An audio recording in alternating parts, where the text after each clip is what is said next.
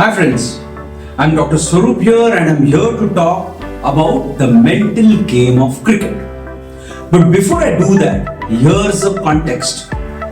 Now I have been a mental coach for the last 20 years and I've not just worked with thousands of cricket players in sessions, but I have had the opportunity to see the game very closely in dugouts. What happens to players in hotel rooms before the match, after the match? What exactly challenges them? Because I have been with teams for more than 200 plus matches on tour. The Punjab Kings IPL team, Vidarbha Ranji team, Indian cricket team of women's, the Vidarbha women's cricket, and so on and so forth. And what I can say is this. I have seen a dramatic shift in what cricket earlier was and what cricket today is. And therefore, the mental side becomes even more important. And we are going to talk about this. Whenever an athlete or cricket player comes to me, you know what they say is their number one challenge? Their number one challenge is consistency.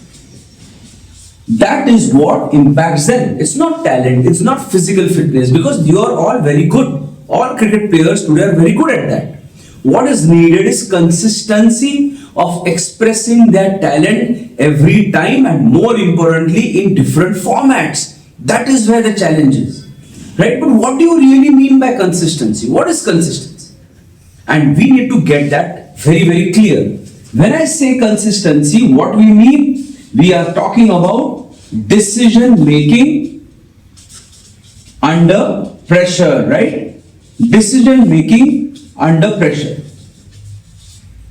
See, today the fact is this. Earlier, when a batsman used to go for practice, they were told that whatever it is, you're always going to play down the ground. You are not going to hit a shot outside. If you hit a shot in the air, then you have to have a punishment of doing rounds. That was what coaching was before. But now, today's athletes are very good hitting sixes, amazing, and they do this practice every day, hundreds of balls. So today, therefore, the difference is that there is no one to tell you what is right and what is wrong. If you feel the ball is there to be hit, you can of course hit the ball. And that's just not true for limited overs. It is also true for a longer format, for the test format of the game. If you have got a shots, you are today have the license to hit your shot. But there is a challenge. When I know that I have got a license, I have to choose, make the right decision. Let me give you an example.